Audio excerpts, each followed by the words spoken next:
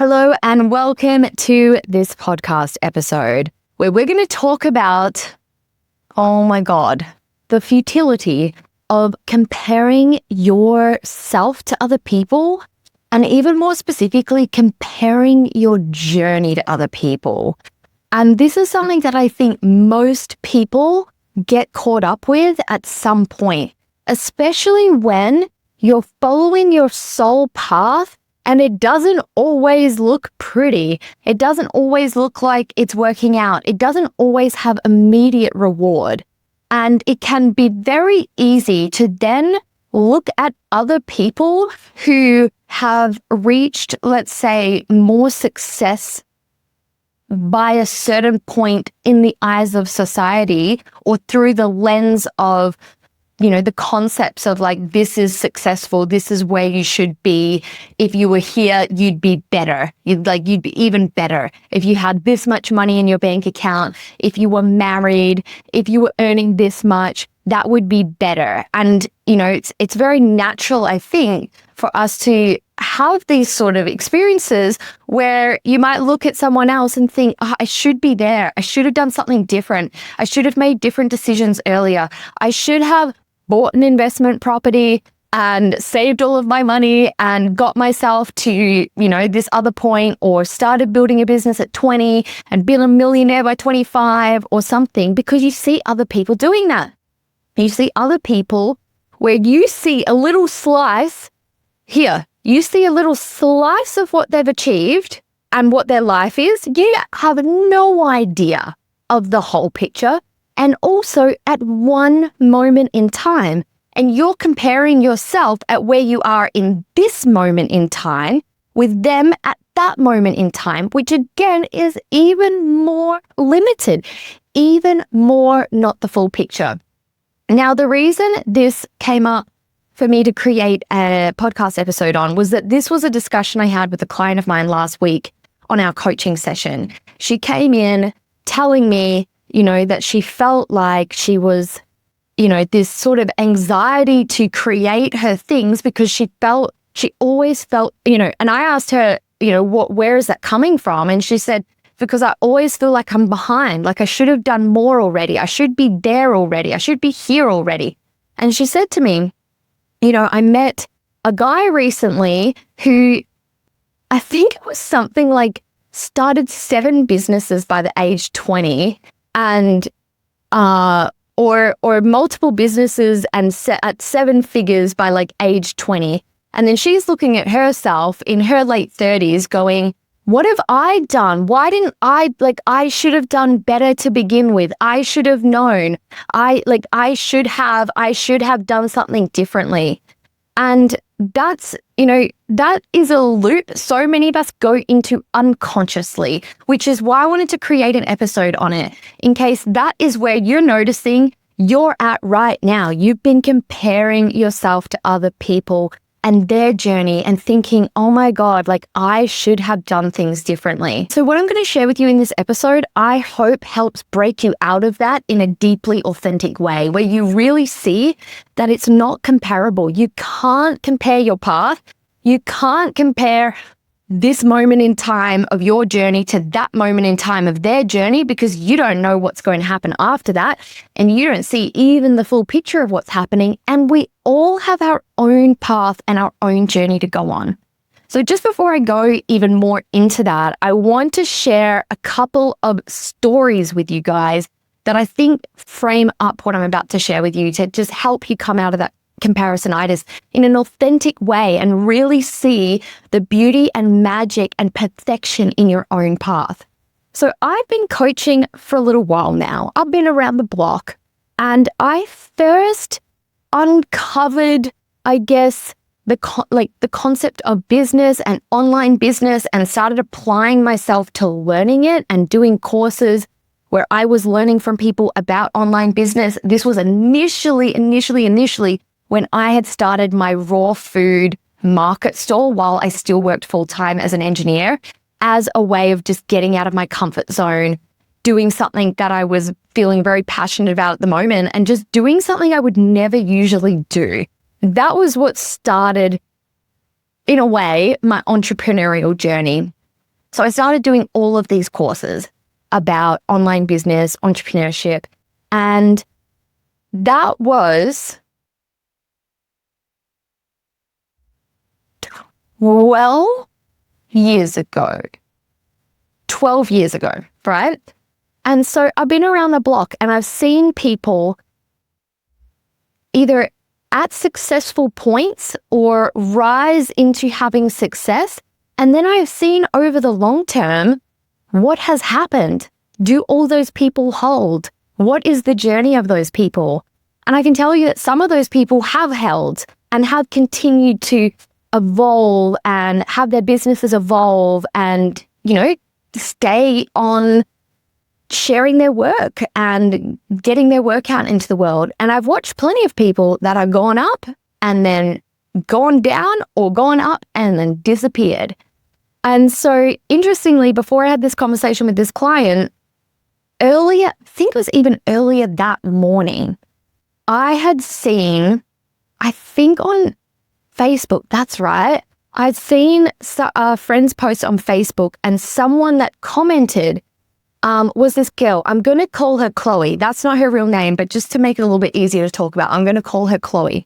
So Chloe, I met back in about 2019, I think. And at the time, I had been running a coaching business for a few years. And for me, like getting a business going and feeling that I have value to share with the world and actually offering it and being able to own and claim it has been the hardest thing I've ever done in my life. You have no idea how much stuff I've had to work through and continue to work through because that is like where my deepest kind of wounding is in my ego. And so I had already had a coaching business for a few years. And I was still just trying to get it going, essentially. It wasn't fully financially supporting me. But I was helping people with their relationship with money at that time. And not how to make a six-figure business or anything, because that was not where I was, but their relationship to money and managing money and being able to thrive while you do have an inconsistent income and while you are self-employed, which was something that I was embodied in. And so this girl had reached out to me actually, and she had, I guess, just started in her entrepreneurship journey. She'd done this course, actually, interestingly, of the person I saw her comment on the post of, now that I'm thinking about it. And she'd put out her first offers and she'd had like 1 or 2 sales and then, no kind of system or strategy or thought behind any of it. And then nothing for ages. And she got herself into debt. And so she reached out to me. She is about my age. I'm not sure if we're exactly the same age or not, but she's about my age. She reached out to me about potentially doing some work with me, but also saying, look, I'm in a lot of debt. So, obviously it's not the right time for me to invest, but here's where I'm at. We had a chat about it. She's like, yep, I'm really interested in working with you. Let me get my shit sorted out. And then, not long after that, I would say within 6 months, I watched her pop. I watched her suddenly absolutely claim herself, who she was, what she was here for, with no proof or validation from anyone else that it would be received, that anyone would follow her, that anyone would believe her, and then absolutely start crushing it because she owned herself to that level. And I remember seeing the first post where she did this and just I remember the photo, I remember everything and just being like, wow, how can someone do that so boldly without knowing that like any of that's going to work out or come to fruition, which is so interesting because that's something that I have finally cracked through to and that I help other people now actually do. But I remember at the time, and I've seen a few people do this over the years, just being like, holy shit, how could she have that confidence and do that with no validation or reassurance that anyone would like even comment on the post? Because the post was like how, she's here to like change the industry of this thing and make, this whole media company and do all this stuff. And she's got nothing behind her that proves or validates any of that. And then she just went and she just fucking owned herself with confidence and conviction and almost like arrogance. And I saw her actually rapidly start to build her business as a result of that. And then over the years, she built up what from the outside looked like a very successful business and, cracked into, well, like at least according to what she says, I've now learned that you don't believe everyone online, but 7 figures in business. But even if that were not exactly true, or who knows what her profit margin is, she generated a big following and actually like her work was very widespread. I saw it across, all these other people's accounts that I, had looked up to and learned from over time. And I was like, wow, okay, like she's really made herself known. And so, that was a person, look, I never had any hardcore like comparisonitis with her, but like, that I looked at and was, let's say, behind me to start with, and then like catapulted, just catapulted, and like would make me kind of have this feeling of like, what's so fucking wrong with me that I can't get my shit sorted out, or that I haven't had that sort of momentum so quickly. There must be something wrong with me that I haven't done that, and that I have been so blocked or had such a hard time really just letting myself out more and more and letting my work out more and more and communicating it consistently. And here's this person who, is from almost the same place as me, around the same age. We were connected, and look at how she's just skyrocketed and become, so known and prolific. And so I saw this comment on this morning last week, which was before this coaching session. And I was like, oh, so interesting. I don't think I have seen anything of her in a while. I wonder if she's still around and still doing things. So I clicked on her profile and checked her profile. And she had just been disappeared for either 2 years or 1.5 years, 1.5 or 2 years, absolutely disappeared, dropped everything she was doing and been through some sort of hell initiation of completely just not being present online at all and not doing her business and just gone. And it was one of those moments where I was like, oh, just so interesting. It just goes to show you can't compare yourself to other people, and their journey is not your journey, and you wouldn't want it anyway, because actually you do want your journey. When you fully own it and you claim yourself and who you are and what you're here to live and overcome and share, you do actually want your journey. You do actually love that.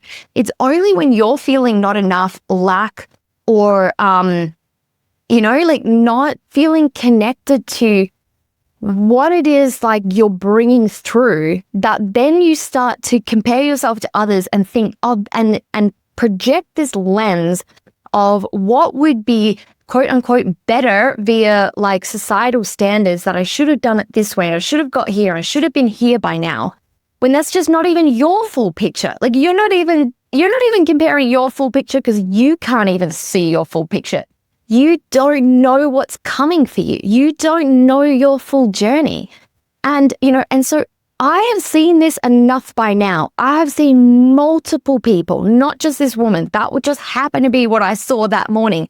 Not just this woman, who have gone up and crashed and burned, disappeared, never to be seen again. I don't think that's necessarily going to be the journey of this woman. She absolutely, this is just maybe another initiation for her to be going through of what's, of the path she's meant to have, which is maybe to, have this really high instant success, have a total crash and burn, dark night of the soul, and then, a transformation through that, what she learns through that, what she brings back through that.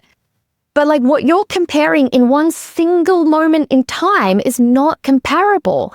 There's another woman that comes to mind that I always remember, that I also was in a Facebook group that I used to be active in. This was even before I met this Chloe woman, that's not her real name. let's call it this other woman, Sarah, right? So Sarah and I were both in this Facebook group that was like female business owners or something. It was those Facebook groups were just a bit of a whole charade. I could never really get into them. But I sort of was in this one for a bit. And this woman actually did quite a good job always commenting on people's posts, giving value. And she sold one-off sessions for like $150. And she did that for a while. And I think she probably did a good job of getting things moving for herself and working with a lot of those women, how she did that, right? And then I remember this point, this moment where she just like stepped up and stepped out. I don't necessarily think in the most functional way, but she just suddenly was like, premium positioning. I help you, sell premium, like 20K packages to your clients. And she just immediately started selling like 20K packages herself plus, right? All these women who barely had their businesses going. And, and she got this super premium photo shoot and suddenly she was all premium. And her story was, I used to be hustling for $150 sessions and now I just like do premium and you're premium and abundance and premium is your birth. I don't know if listening to this, but some of you guys listening to this, you know what I'm talking about. This sudden switch to like all premium. And suddenly, and then it's like off kind of one sale, they use that example of how they made money to then, make the next ones. And then it like, I've made 100K in, I don't know, 6 months. I don't remember exactly what it was. But I remember watching her do this and be like, that's interesting. And also have this twinge of like, what am I doing wrong? There's something I'm doing wrong because I'm not selling 20K packages.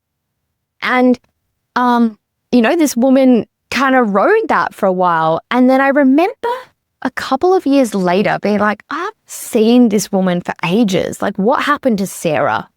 And looking her up, and she had shut all of her social media accounts.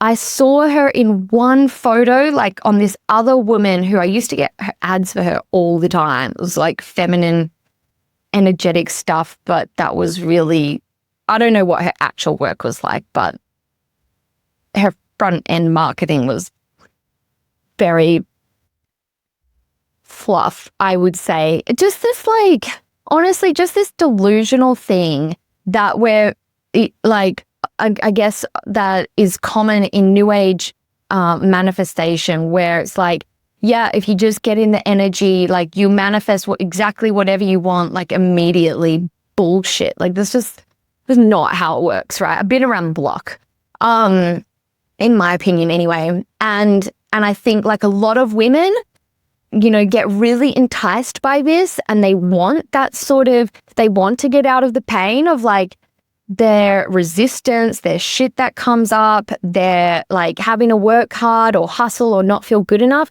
So they buy into this solution, which sounds too good to be true, and it is, and they put all their money into it, and then they don't just immediately manifest like $100,000 out of nowhere, and then they get really burned by it.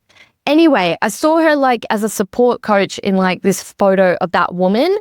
And then that was it. There was nothing. And I've actually I've looked her up a couple of times since. Nothing. Like she did this whole premium thing and was just so out there with it and then disappeared. And I would say, I could be wrong, but what I've seen many people do this over the years, that exact thing this woman did. And then it's like they keep selling, I call it off hot air. I don't know if that is the best expression for it, but it's like, I just sold a 20K package, so come and work with me. Oh, I just made $50,000, so come and work with me. None of that is like I've got a system and a methodology that like, is proven that'll work for you. And then like the results you're helping your clients get, it's just like, I've managed to market and sell myself so that someone paid me this amount, and then I did it again and again and again. And when there's no substance behind that, and those people don't get instant results, because depending on someone's starting point, where they are at in business, how much clarity they have on their offers, how much momentum, whether they've got stuff they've got to get over and actually putting themselves out there. People aren't going to, instant and immediate results are not there for everyone, because it just absolutely depends on where someone is when they're coming in. Even if you have a good methodology, it can just take time, because it just depends. Is someone coming in already with a business and a client base and a system and structure that they take people through when they work with them? Or are they coming in of I know I want to do coaching. I know I want to help women with this. I don't actually have a clear system and framework that I take people through when I work with them. And I'm just figuring it out. That's very different. That's super different starting point. Not even then take into account what your own personal, stuff might be that you have to work through to charge prices like that. Anyway, that's sort of a tangent.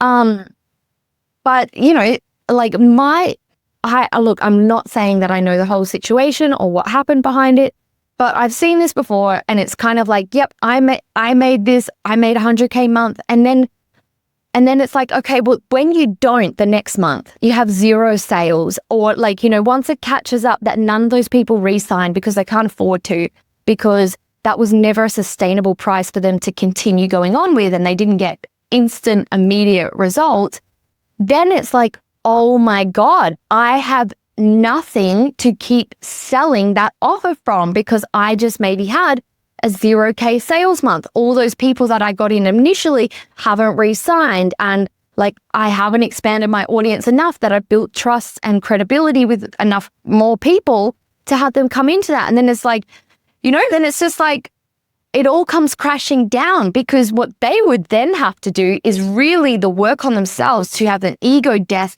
to the fact that they need to earn a certain amount every single month to have substance and value to actually share. But it's oh my God, if I'm now failing at this thing that I'm saying is why you should buy from me, then I'm fucked, right? I've seen this happen with many people. And so these are just examples of if you see someone rising, or someone is quote unquote further ahead than you, you don't know the full story, and you don't know their full journey, and you can't compare yourself to it. These are examples that I'm sharing where, those people have then just literally disappeared. But also in some cases, people aren't going to. There's plenty of people that make way more money than you. There's plenty of people that make way more money than me that have reached, success at an earlier age and been able to sustain it. But you never know the full picture of someone's life, and you don't need to. All you need to know is that's not your life and not your path. And something that I said to my client on this session was, you're not here to be perfect. You're here to go on a journey. You're not here to have perfectly, the first time you got a job and earned money, that you put that all into buying a property, and then you built on that, and you only ever built and built and built and exponentially grew. That's not everyone's path. That's not what everyone's here for.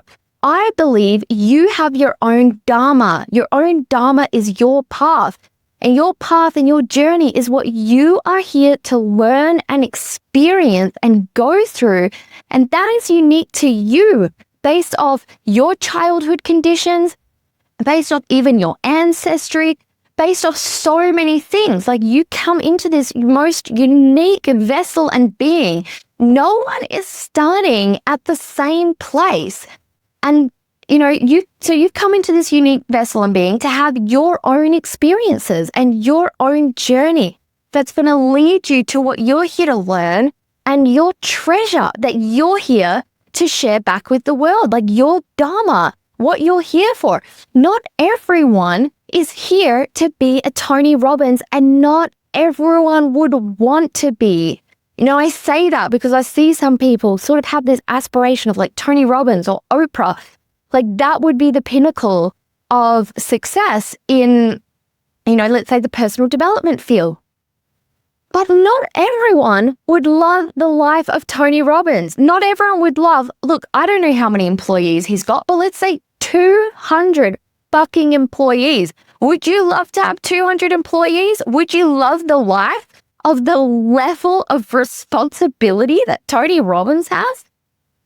I'm going to guess actually 95% of people at least listening to this podcast episode, no, you wouldn't. I wouldn't. That's not what I would love. You know, like if you would love to live like a chill, pleasurable life on an island and maybe still have a business that generates a lot of money and be able to run like a couple of retreats a year and have like the amazing people that you work with and everything like is taken care of and you can always just like take off for a month if you want to, then you would not want Tony Robbins' life. That would not be a fit for you, and it's not your dharma. It's not your dharma. It's not for you.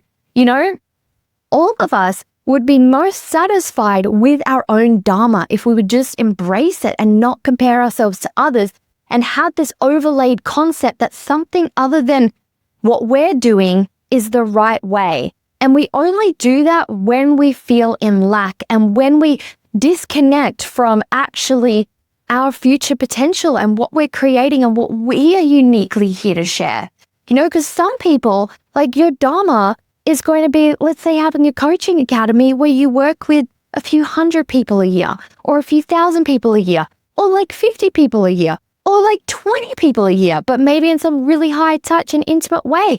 It's different for everyone, and what everyone would love truly deeply in their heart and soul would love is different, because what you would love in your heart and soul is your dharma, is for you. And who says that things manifesting immediately and quickly the way that you want is the right way, or is the way for you to truly, fully bring out your treasure? You know, something else that I shared with this client that I just found interesting. I don't put stock in it, but I just found interesting was that I had a reading with a astrologer, I think back in 2020. It was either like maybe at the very end of 2020, start of 2021. And this astrologer read my chart and it was very positive. It was very, very positive. But actually one of the interesting things that stuck with me that he said about my chart was, like, you know, you've got this work. He described like a lot of, you know, I didn't already tell him what I did, work in the areas that I do. And he's like, and from what I can see from your chart, you're actually going to become like, you're going to really hit your stride and become very successful and I guess like known kind of thing in about 9 years. Like that's when things in your career are going to really take off for you. And I was like, wow, that's so interesting. And it actually doesn't, it's sort of not the same, but like in a similar vein on my human as design, which I also don't put too much stock in or any really, but I just find them interesting. Because if you just live by your intuition, you're going to live out your life path, right? And I've just always found that interesting, and it's one of those things that makes me think, like, you know, if me going through these next years, like, and the things that I have to move through as what enables me to really like access and find this treasure that I'm here to give back to the world, my dharma, my path, like, what is wrong with that being, let's say, like a 9-year process from then to, but when I, let's say, really like hit my stride in terms of the work that I've developed being very substantial and becoming very known, and maybe I've written many more books by then, versus like someone that like builds all these companies at 20, but then, you know, it just hasn't, they've just got their own dharma, their own path. Like why, when you look at it that way, like why is one better than the other? Why is one the right way? It's not. And you just don't even see the full picture of someone else and what someone else is going through and what someone else's path is. Because you have a path, you know, and for some people, their dharma is to have 5 kids. And that's where they're most fulfilled. And that's what they love. And like, that's what they're here to do, is have those 5 kids and raise those 5 kids with their full heart and passion and joy. that's their dharma. We all have our own dharma. And when you allow yourself to see it that way and really sink in that I have a treasure to share. We all have a treasure. We're all on this human journey to share our treasure. So something that I share in some of my courses is the hero's journey. And this was something that, I was taken through and learned from one of my mentors, William Whitecloud. The hero's journey. We are all on a hero's journey in our own life. So in the hero's journey, a divine child is born. And so, a child of royalty, usually in a hero journey myth, a child of royalty is born, and royalty is a symbol of divine. A divine child, a soul, pure creative spirit is born. And then there is a threat to its life, so it goes into hiding. So again, all of the great hero journey myths, the child goes into hiding, like King Arthur has to go into hiding. Jesus has to go into hiding. They have to go into hiding because there's a threat to their existence. And so they go into hiding, and they're going to hiding so well that they themselves don't know their true identity. They don't know, I'm really this royal being. So they go into hiding even from themselves, that they are this divine being with a purpose, with a calling, with something to give back and share with the world. And so that's a representation of your ego. When you're born, you're pure creative spirit, and you're born into an ego, a vehicle of separation and orientation. And you experience unmet validation in your childhood during your individuation phase from your mother and your father, which then makes you build an identity of yourself that you are lacking and missing something. And you forget that you're actually this divine creative being with a true nature and purpose. It's like, well, you can't be an artist. Artists don't make money. Oh, well, it's pretty hard to become an author. You just need to go and do something else. Not many people make it doing that. And you get learned, or you're a real star and you love performing for your family, and everyone shames you for being such an attention seeker. So you go into hiding. You start thinking that all these things about you are wrong and you need to hide them. And then you start to take on an identity, a flawed identity of yourself. So you're a child in hiding. And then at some point, you meet a wise man or a wise woman that wakes you up to your true identity, that tells you, no, you are so much more than this. You are here to be this person. You are the prince. You are the princess. You are here for more. And you wake up to the truth of who you really are, your pure creative spirit, your soul. And then you have to go on a journey to slay your demons. All of the voices in your head that tell you can't, or it's not allowed, it's not safe, to slay your demons. And then through that, find your treasure, which then the completion arc is that you then bring back to share with the world. And so that's what we are all here to do. We are all on our own hero's journey of being born, going into hiding from ourselves, and then discovering that there's so much more to us and what we have to share, and everything that we thought were flaws were actually our gifts. And then we've got to slay our own personal demons or dragons, so that then we can access our treasure and bring it back to the world. And we all have our own dharma, our own path to that, our own unique challenges, our own unique things that we have to slay, that we have to learn along the way for us to find and claim our treasure and share our treasure. And all of us have a completely unique path on that. Nothing is better or worse or right or wrong. It's only the ego that sees it that way, that goes, I should be more successful. I should have done more by now. Even that was someone that I was spending some time with earlier this year, who has set themselves up. They bought a house in their home country. They just bought another house somewhere else. They got really into crypto really early and made a lot of money through crypto. And I caught myself comparing myself, being like, well, maybe that's what I should have done. Why didn't I do that? I haven't and that person actually is exactly the same age as me. I'm like, why haven't I prioritized that? It's like, because I prioritize actually like dredging out all of my shit and all of like these painful, limited stories that I created about myself in childhood. And, and what I wanted to share with the world. And I felt this calling of what I wanted to share with the world. And that has been my path. And I've created so many assets on that path. And, like maybe it's part of my path that in the next 10 years, that's when I set up, properties. If I do, that might not even be a thing for me that I need to live in prosperity, pleasure, and joy, living my highest soul's purpose. It might not be that I own 3 or 5 properties. I just might not. And if it's not, it doesn't matter to me, and it doesn't limit anything in my life because of it.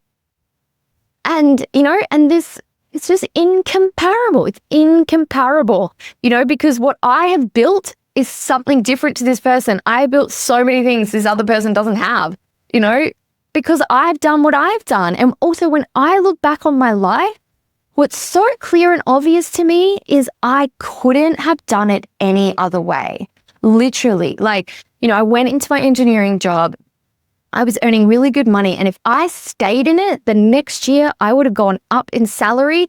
And if I decided to climb like other people did, like I was positioned to climb because I came in as a graduate engineer.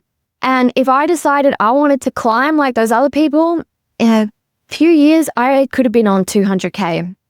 And what I then could have done is like a friend of mine that came in at the same time, within a year, I think within a year or two, like he bought his first property and then just kept buying his properties.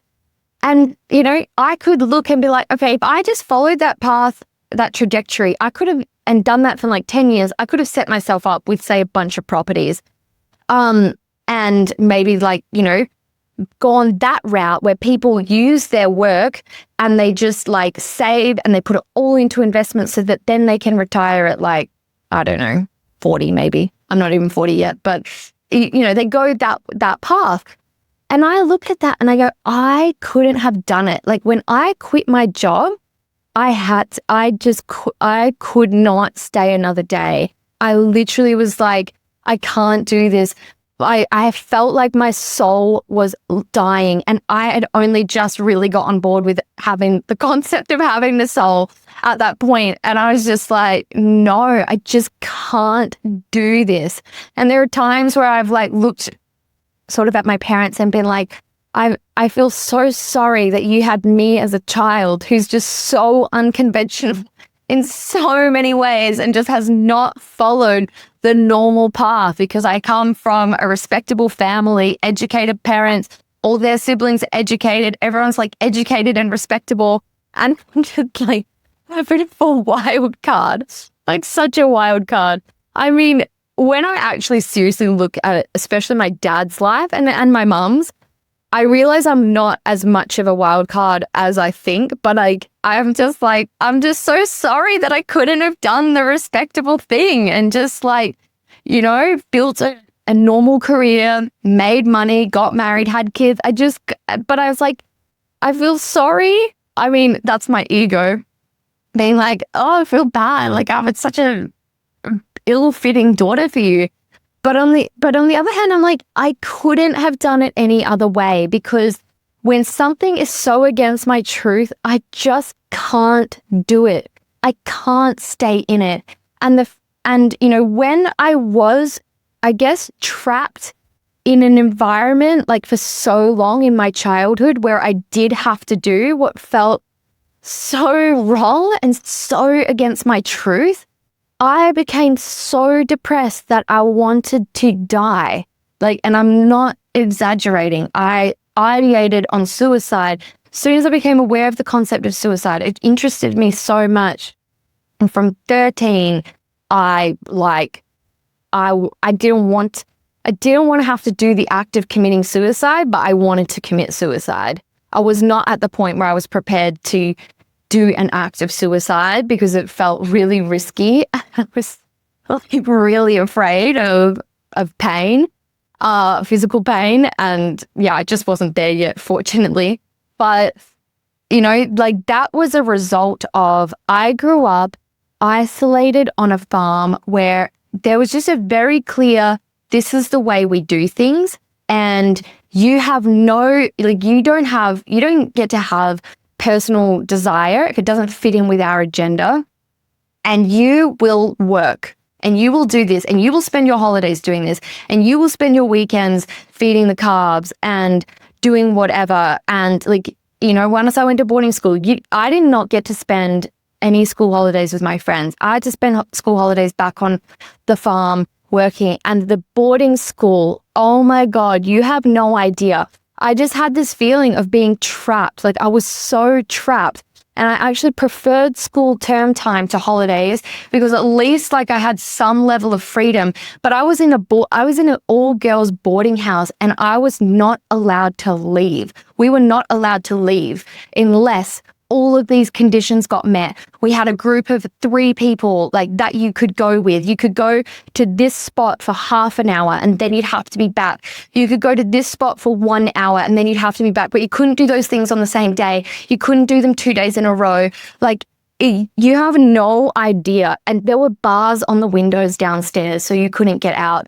And then on the holidays, I would then go back to the farm where I was completely trapped. I couldn't get out, I couldn't leave, and I had no choice over what I did. And I was, I don't know what the right word is, but I was essentially told off for not helping with a smile and offering and asking to help, because I had a very individual spirit and I made it very obvious and known that if I did not want to be doing something, I did not want to be doing it. Anyway, it was trapped, so trapped. This was an instance where I had no choice and I had to do what just felt so against my truth, and I became so depressed and I did not want to live. If that's the way I had to live, I did not want to live. It took me until 21 to be I don't want to die, but I actually still have no desire for anything that I want out of my life. And then not long after that, I got onto my spiritual path and I discovered, I'm so much more than this wounded ego, and actually there's more to me, and I have light and I have things to share with the world and things that I would love. That was my waking up from being the child in hiding. So, I hope this discussion has helped land for you that you can't compare your journey to anyone else's. And actually, in absolute total truth, I believe you wouldn't want to. Because what you most deeply love is what you want and is what you're meant for. And you have your own unique journey and path in creating that and manifesting that. And the one last thing I'm going to share that actually I also saw this week on Instagram was an old teacher of mine sharing a story about something. And anyway, she was sharing in it how in this lifetime for her, there's certain things that have come very easy. Business has come very easy. Money has come very easy. All those things have just been so easy for her. But relationships, she has been so fucked up and wounded and judged herself for the relationships she's had, that she hasn't had better relationships. But that's been, her dharma is to work through that relationship stuff. My dharma is to work through all this stuff. It's my journey and path around being seen and having value to offer and share in the world and being in the world with others. And so we all have our own things that we're here to learn, we're here to work through, that's unique to us, that's unique to, this incredible unique vessel that we've each come into with our own unique ancestry, our own unique childhood, and our own unique, true love and desire and treasure to live and for us to contribute to the world. And you have your own unique treasure. And when you know that, and okay, and this is my lesson in this lifetime. This is what I'm here to learn in this lifetime. This is the treasure I'm here to bring out and give. And this is my path to doing that. Then there is just no reason or need for comparison. It doesn't exist and it doesn't make sense. And the limitation, I hope it lands for you, the limitation of comparing your right now to someone else's right now, because that could be radically different in 6 months' time, 1 year's time, 2 years' time, radically different. So all you can do is follow your own path and be focused on that. Stay in your own lane and just keep learning what you're here to learn, and know you have a treasure to share. You've got a treasure, and your only job is to bring forth that treasure and go through whatever you need to pacify your own dragons, slay your own demons, and share that treasure. So I hope this episode has landed that for you, and I'm sending you so much love. If you got something out of it, I would love to hear in the comments. Please leave a comment if you're listening on Spotify or on YouTube. And otherwise, I will see you in the next episode.